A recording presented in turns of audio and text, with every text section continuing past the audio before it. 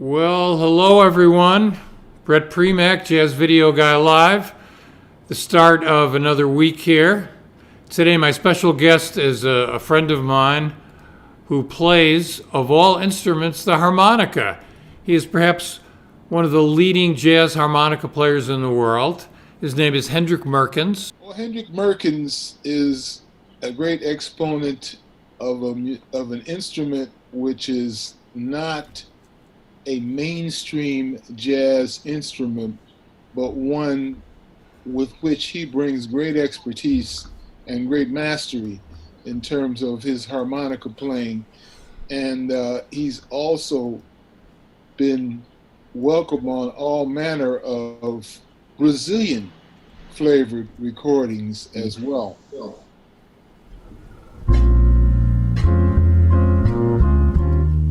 Mr. Premack.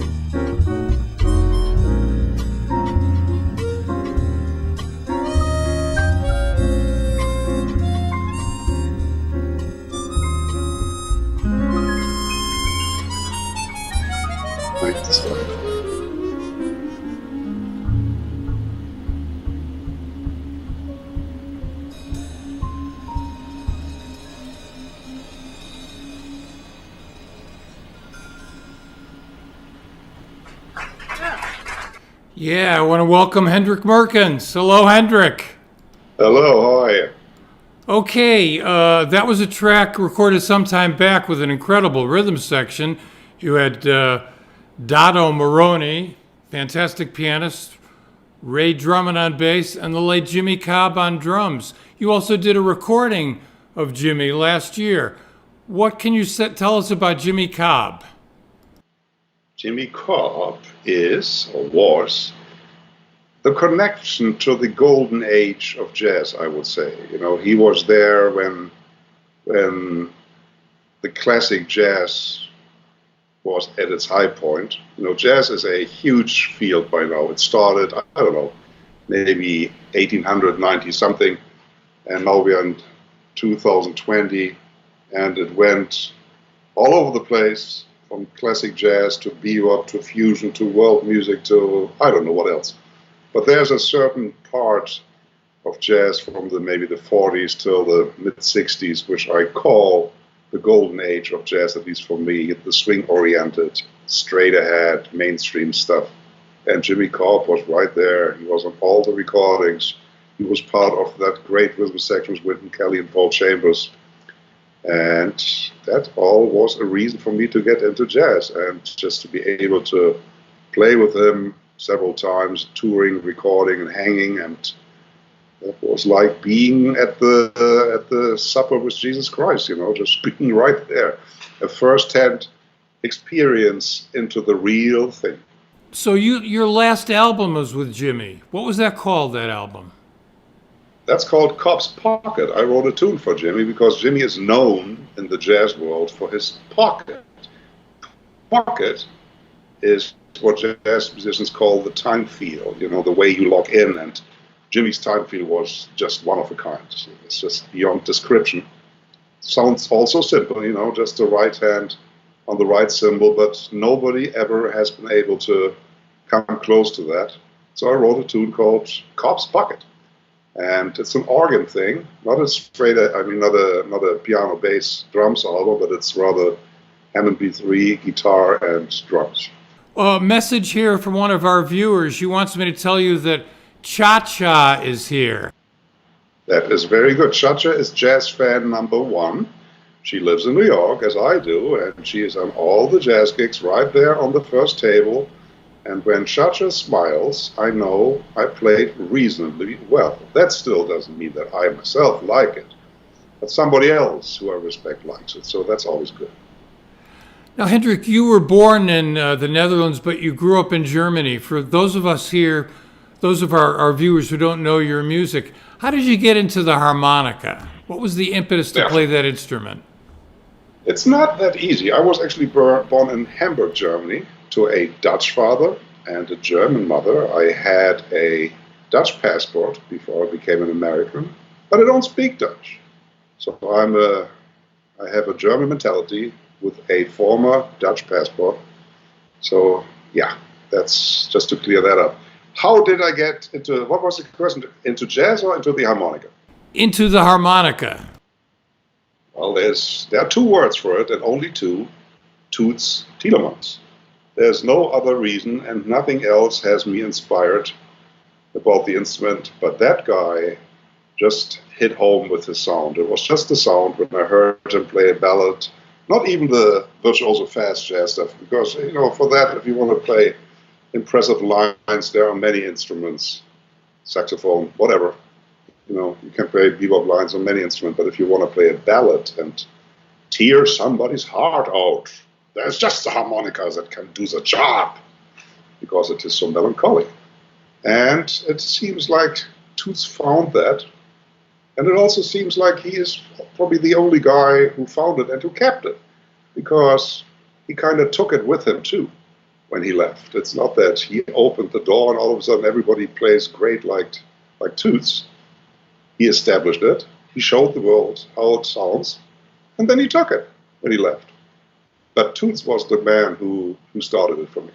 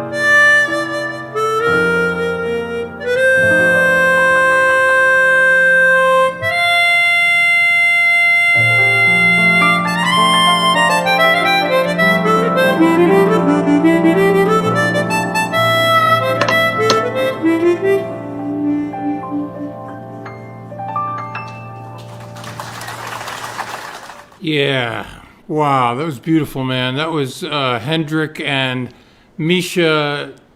I want to pronounce his name correctly. Tiganov? Tsiganov. Siganov, yeah.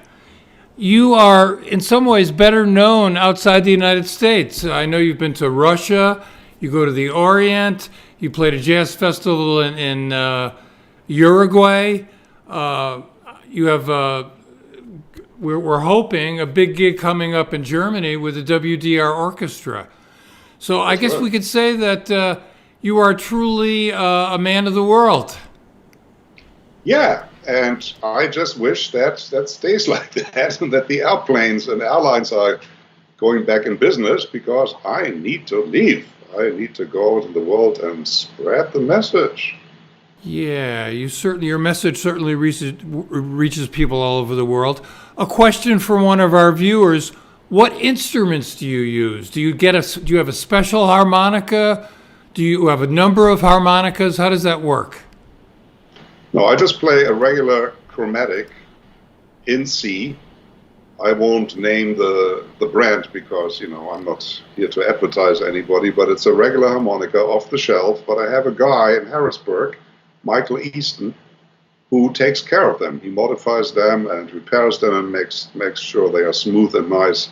But it is a regular chromatic harmonica in C, 3 octaves, off the shelf. Those who don't know, the harmonica is a jazz instrument.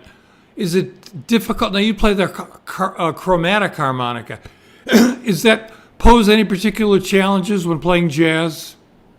Yes, it does, because there is one thing with the harmonica that makes it actually very hard to play jazz on, which is the fact that half of the notes you blow and the other half of the note you inhale. So it's in and out in various combinations, and that interrupts the airflow, obviously. And in jazz, you want to play legato lines. You want to play connected, swinging lines, and not chopped up, like chopping wood in the backyard.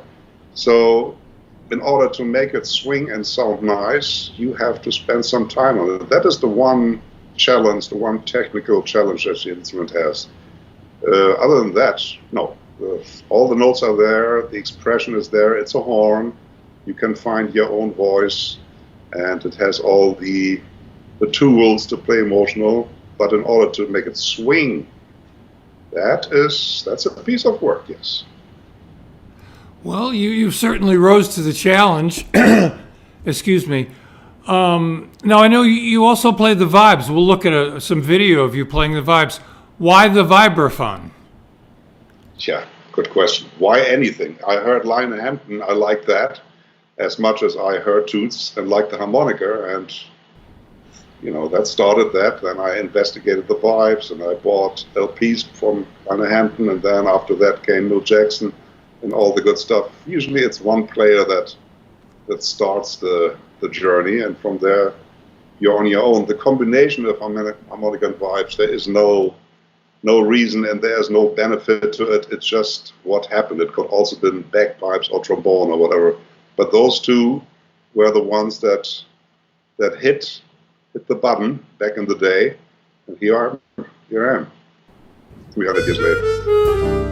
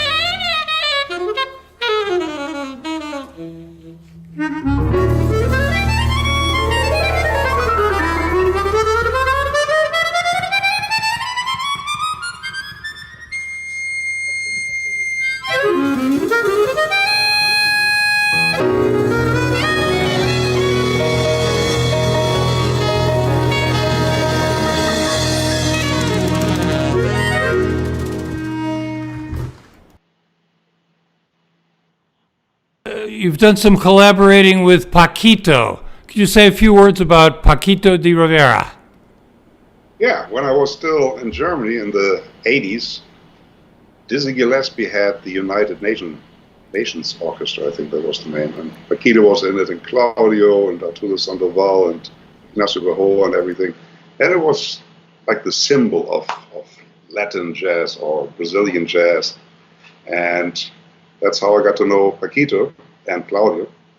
And Paquito is Paquito. He's a legend. He's a giant. He's a pillar of Afro. Well, actually, Paquito is special because he studies all of Latin American music. You know, it's not just Brazilian and Cuban.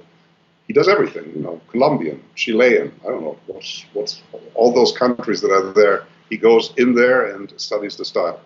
And of course, he is a great guy, a very charismatic personality, always in a good mood, and it's very inspiring to be around him. You also mentioned Claudio Roditi. Could you please say a few words about our trumpet friend? Yes, Claudio just passed away in January. Claudio Roditi was the and remains the king of samba jazz. You know, samba jazz is an actual style, as is Afro-Cuban jazz, and there are many people playing it, and I'm trying, and there are other guys, many of them great, but Claudio was just the king because he had complete understanding of the jazz language, and being Brazilian, of course, the intuitive Brazilian phrasing. And there was nobody who played that music so great. And he was another guy, a very giving personality, very charismatic. He took me under his wings when I came to New York in '92.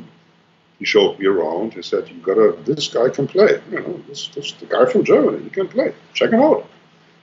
Now, that helps, you know, if somebody who is respected like that lays it on them. So, yeah, that was great.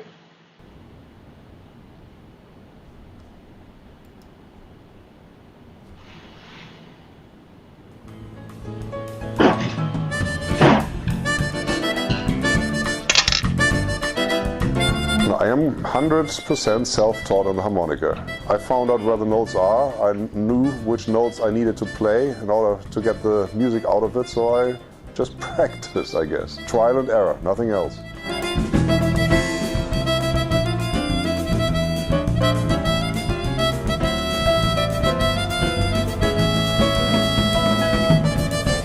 I think mastering an instrument and getting sounds out of it, that's it for me.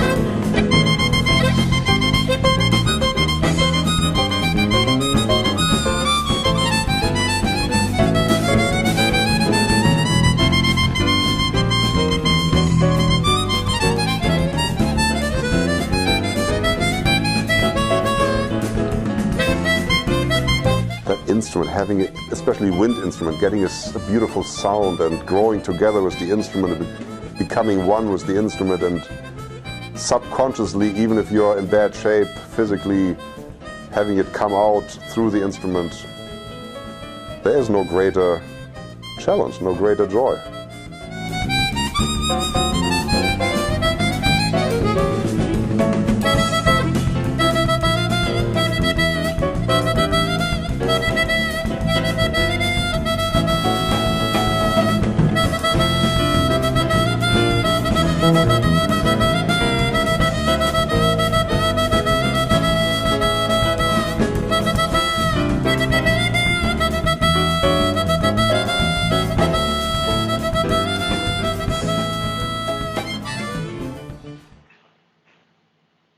have a strong interest in Brazilian music. How did that start?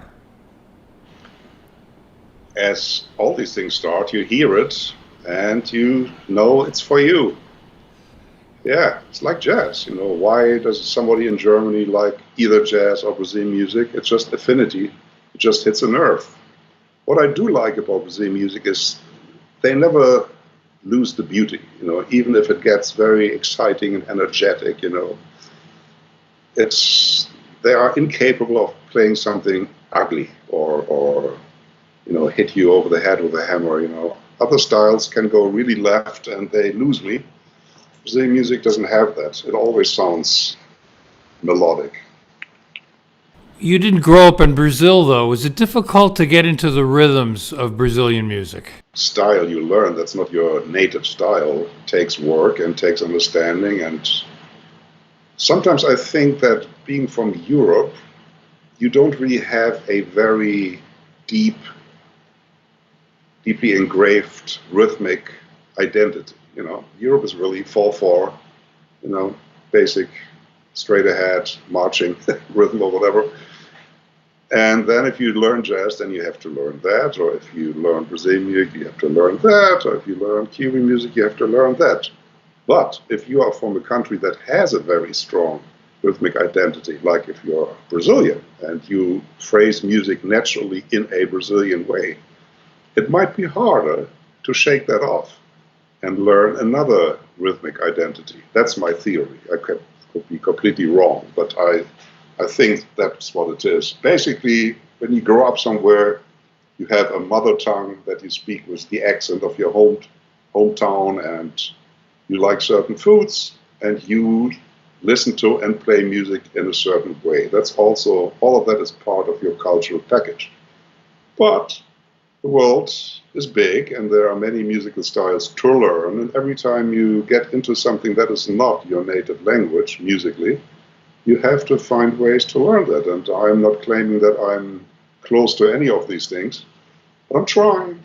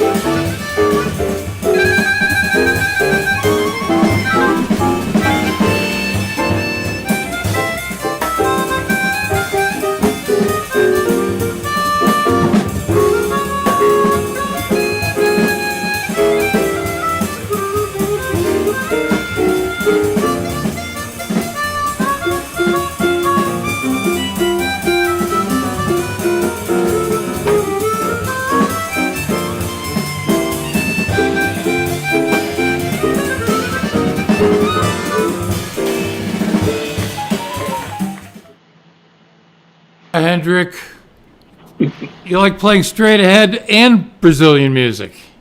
Yes, I do. Both of them equally passionate, but they are complete different animals. And in order to, everybody says you got to be able to play everything and all the styles. That's all nice, but you get the best results if you play Brazilian music with a great rhythm section, hopefully many Brazilians in the band, and you get the best results to play straight ahead if you have a real straight ahead jazz rhythm section. So I usually divide those two things. I either have a Brazilian project or I have a jazz project, but both mean a lot to me.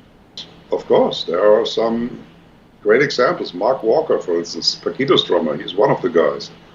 Of course, it's not about the genes, it's about getting it. There are some people who can learn another language and speak it without any accent. Or how about actors that learn other accents and are believable? You can. There are no rules. There are no biological rules that you cannot. If you spend the time and if you have talent enough to get the rhythmic identity, of course you can. Even Germans can. Can you believe that? Well, if you have double notes, you can tongue a little bit. And for the harmonica, there are two completely different embouchures. One is called the spitting position, which is kind of like, sucking on a straw. You make a small hole for one note, and then you have the tongue available to do what tongues do, is attack and articulate. And another embouchure is called the tongue blocking, where the tongue blocks the open holes and you only get one note that way. But that style of doing it, then you don't have all these articulation possibilities. So there is one option is to actually do it with the tongue, and the other one is with breath.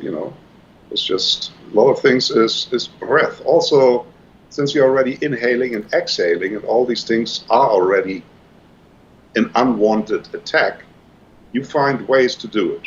There are ways to do it. I got, I think, 27 CDs by now. There are some, there are some Amazon River, that's a favorite. I like that one. But sometimes I rediscover old albums, and there are moments on it that I think, ooh, that wasn't all that bad, The last one with Jimmy Cobb was definitely special. I don't know. There are a lot. You mentioned Amazon River. I really think that's a masterpiece.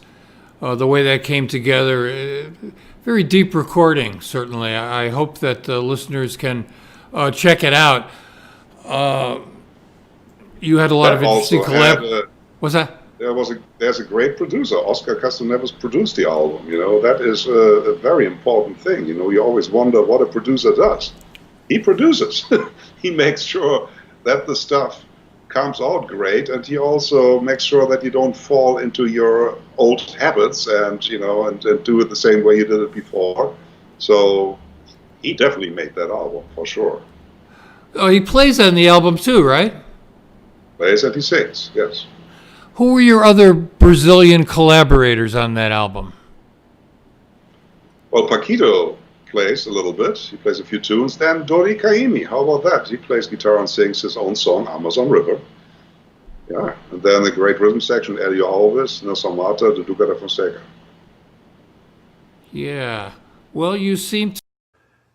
Black Lives Matter. You seem to find great musicians to play with, the pianists like Dado Moroni, Elio Alves, Misha Tikhonov. When you look, which brings up a question, when you look for a piano player, what do you look for in a piano player? Well, piano player or bassist or drummer. Harmonica is not a saxophone. I need a rhythm section that can burn on a low flame. I don't need exuberant energy. I don't need Elvin Jones. Also, I wouldn't mind if he would come back to play with me. That would be nice. But what I really need is a rhythm section that is delicate but still intense. That's a very, very fine art. Bill Evans Trio, the best, Toots' best recording is really Affinity with Bill Evans. You have a rhythm section that is on slow burn, that have a lot of energy on a not getting into your way manner. So it not only the piano player, all these three gentlemen have to have that quality. But, you know, we are in 2020. There are so many great musicians all around the globe now. When I came to America, the first time was 1977, and then for good in 92, it still was that straight ahead jazz was really, you know, pretty mostly from New York on a certain level. But these people and jazz education and the internet, jazz has migrated around the globe. You find great players all over the place, so here we go. Thanks to the internet, I guess. Well, the internet is both the deliverer and destroyer, because as you know, we can get just about anything we want on the internet for free. People have stopped paying for music. They're subscribing to Spotify and Apple Music, but nevertheless, the reality is musicians don't get royalties. Have you ever gotten a royalty from Spotify? Yeah, I think once I got 0.0073 pennies. I don't know. Yes, the best thing about these streaming things is the statements they send you. You know, it's like a 20-page statement with 800 items, and each is 0.000 something cents. It's ridiculous, you know. But it is what it is. At some point, somebody missed the train in there, you know. At some point in the early 2000s, I suppose, when streaming and iTunes and Napster started, the people in charge, which are the record labels and the performing arts societies, they missed the train. They didn't see the danger. They just thought it's temporary, whatever they thought. And the young generation doesn't even know what it means paying for music. There is no need for them. So the whole generation from now onward thinks that music is free. And, you know, I can't blame them. If that's how they were raised, that's what it is. So musicians have to figure out ways to create income. There is income. Live gigs are there, and it's not that music is dead, but the income sources have changed. Well, what's happening now is we have a lot of people doing streaming music, especially on Facebook, a lot of instrumentalists. My concern with that is, once again, musicians aren't being compensated. You know, when Spotify and Pandora and these streaming services started, they didn't negotiate with musicians. They negotiated with the record labels. Same thing with YouTube. So the record labels are flourishing, the ones that are left, from Spotify and YouTube. Musicians rarely see any of that money. Yeah, they also have stock in the streaming companies, the record labels. You know, they are invested. So they are invested in the profit. Of course, artists are not. You sign your agreement, and then you get your payment or not, and the rest is in the hands of the rights owner, which usually are the labels. But man, tell me about it. It's a battle, and people are starting to get more aware of it. I just don't know how you can turn the clock back. You know, I don't know. It's like newspapers, you know. People read newspapers online for free, and then sometimes you get a warning on New York Times or Washington Post. You have your 3 articles free, and now you have to pay and say, okay, then I just go another newspaper and read the same article there. So I don't have the solution, but the danger is obvious. Yeah, the danger is that musicians are going to have to go out and work other jobs because they can't make money playing music. But we're not going to. I don't think it's that grave. I mean, the theory is that if you do a lot of virtual things, Facebook, YouTube, for free, you create interest in your skills, and then when the gig comes around where somebody actually needs you, you are the first call. That's the thinking about it, and it does work. You know, if I see somebody with interesting videos or he plays great, and there's actually something when I need somebody in that style, that guy is on my radar. So that's the upside. But you know, the question is how many possibilities are there where actually somebody can still actually pay somebody. I don't think musicians necessarily have to completely go into different professions, but you have to rearrange your realities. You know, royalties are gone pretty much. Yeah, well, the same thing is kind of happening with film. because you can download just about any film. I think we're going through some changes here, not necessarily the music business, but the movie business, with people not going to movie theaters. That's going to have a big impact because a lot of the movie business is based on big budget movies, 100 million, 200 million. Unless people go to the theaters, that's not going to happen. But we're not going to be able to solve those issues today. You did the recording with Jimmy Cobb, which was just fantastic. What is the next recording project you have on the horizon here? Well, if the virus doesn't give us trouble, I would be going to Cologne in the fall and have a great project with the WDR big band. Michael Mossman is writing the charts and arranging. And that is, I don't know if that becomes an actual CD, but it's a recording. You know, they got everything. So that's the next one. And I had wonderful projects in the book. Oh my God, I had such a beautiful, busy year coming up. And that is not happening anymore. I don't know if you heard about it, but there is a virus out there. So musicians are non-essential. We are the end of the line. You know, when everybody else is already working for 9 months, then they let the musicians out of the cages. You know, you can go try. So that's that. But on the upside, I'm not only a player, I'm also a composer. And the best thing you can do for a composer is to lock him up in a room, give him food every day, you know, and a little basket to relieve himself, and then he will eventually write. So I wrote a lot of stuff, and I'm not complaining. And when things get better, I will record all these things. So, what is your usual process? You've written some great compositions over the years. Do you write when you're inspired? Do you write on a deadline? How does that work for you? I sit at my little piano, my Casio Previa electronics something, and I fumble around. And all of a sudden, there might be little things. Oh, that could be something. And then I fumble longer and longer and longer, and eventually it becomes a tune. But it's not like Mozart, you know, that I sit at the desk and the symphony is clear in front of my inner ear. I usually start with nothing, and then there's a little idea, and then I work on that, and then I go back next day. It usually is like maybe 10 minutes a day, 20 minutes a day working on that thing, and then I let it hang and see if it still sounds good the next day. Yeah, I'm not really an assignment composer. I need a tune by Tuesday. No, I wrote when the vibe is right, and this pandemic, yeah, man, that was composer central, definitely. Yeah. Okay, we have to make some adjustments. One final question here before we go to our final video.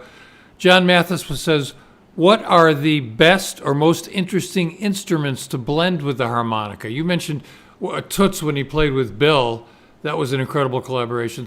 From your experience, sonically, creatively, what do you blend with best as a harmonica player? Well, the low brass, if they have a soft tone like trombone, like Raul de Souza, that kind of warm trombone sound, that's a great blend. Alto flute is a great blend. Trumpet, flugelhorn, if the trumpet isn't too brassy. What's not great is like trumpet with harmon mute, because then you have a fight in the frequencies up there, and it's, you know, you can kill cockroaches with that. And I always thought that harmonica doesn't really blend, but I just did this great recording with Russ Spiegel, the big band recording, virtual, and there I am playing with the saxophones, the melody, and it does blend. So maybe there's hope for it. Harmonica is not really a section instrument, definitely not.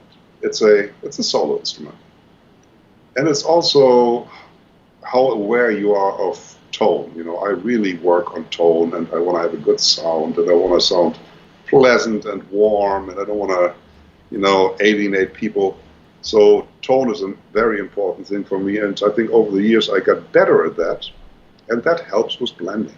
You know, that does help with blending.